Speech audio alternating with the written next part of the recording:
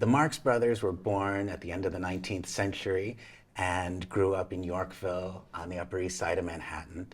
Their parents were German and Alsatian Jewish immigrants.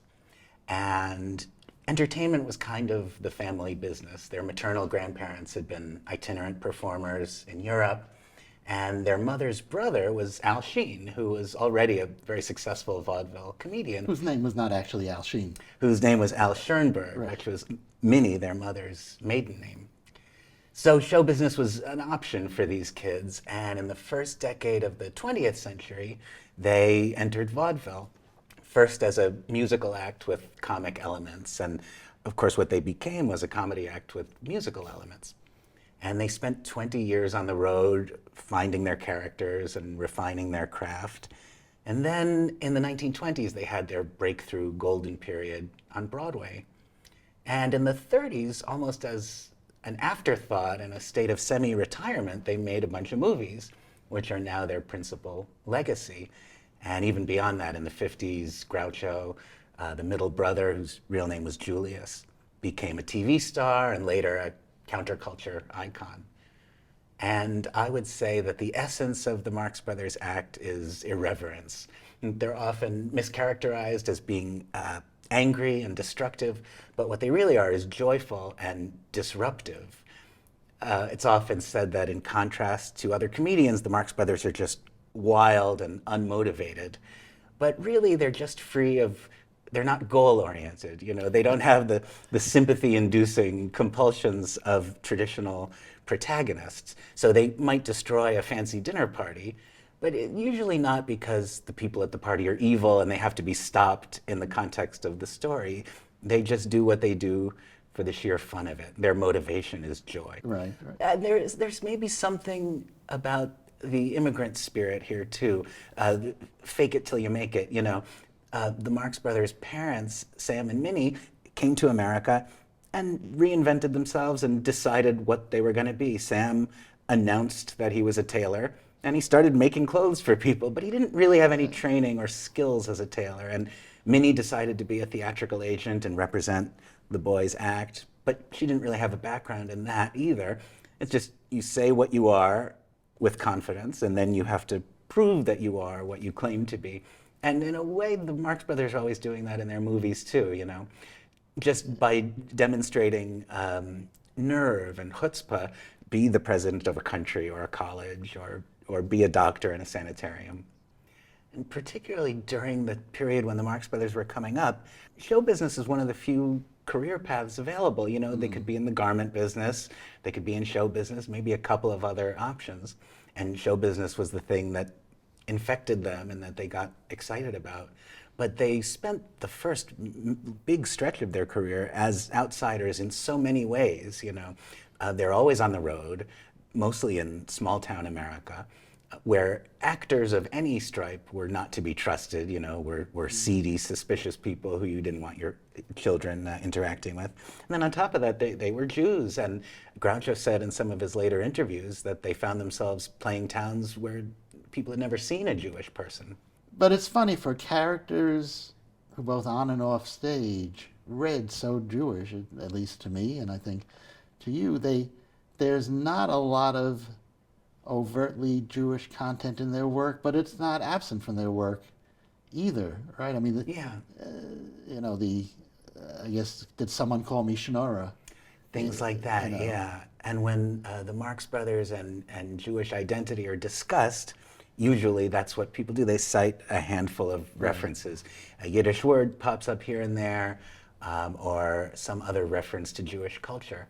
But I think although those things are there, you have to look a little bit deeper to find the Jewish in some of their work. I find it more in their attitude, especially that moment in Jewish American history when it's very much about trying to reconcile this outsider-insider problem.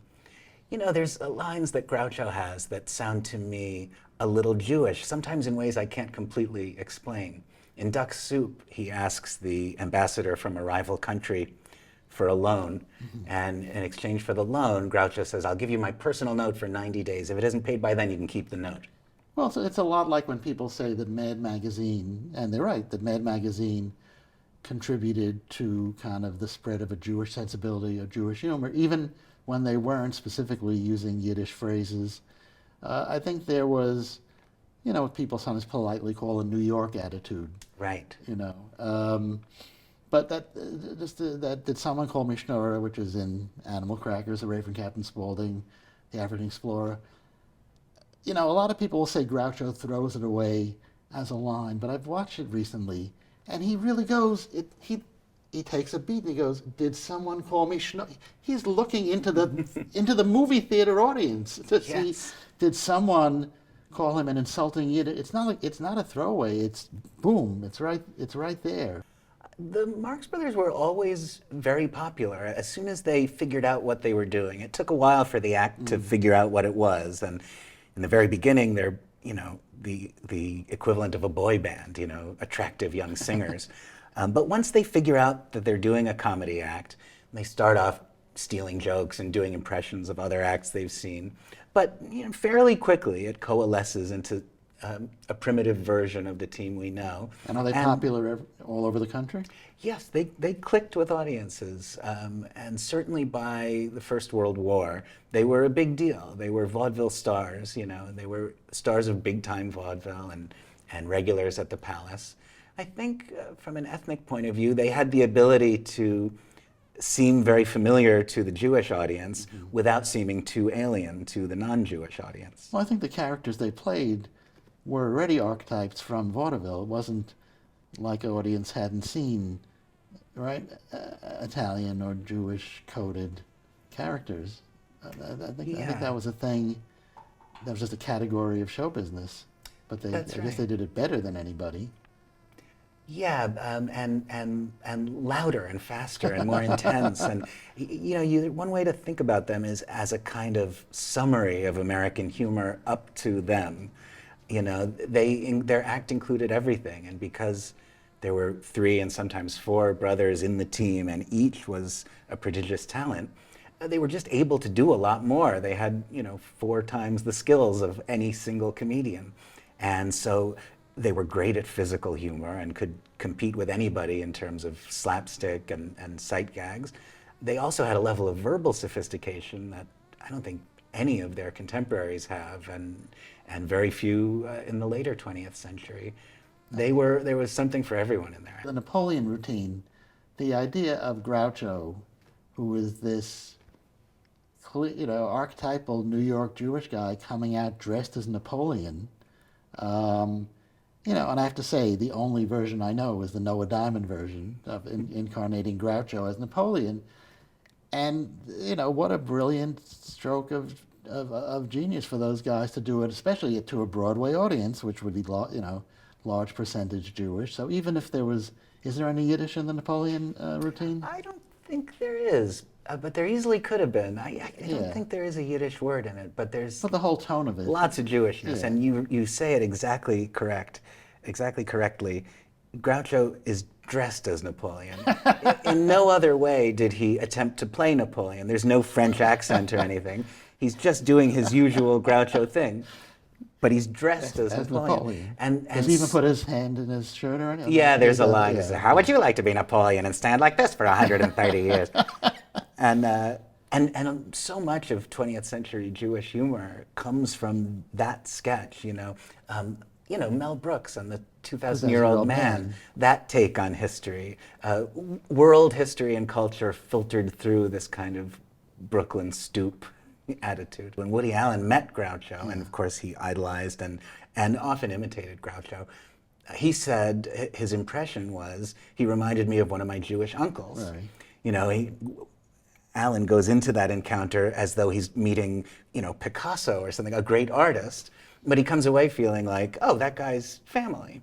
And when I was a child and first heard the Carnegie Hall record, Groucho is at a very advanced age on that record, and I had only known him up to that point from the films. Right. And so when that raspy voice starts talking, that very slow version of the old Groucho delivery, I remember thinking, oh, that doesn't sound much like Groucho, but it sounds a lot like Grandma. Well, Gilbert Gottfried made an entire part of his career imitating old Groucho. Well, a Groucho way of summing something up would be one of his great lines was, "I've had a wonderful evening, but this wasn't it."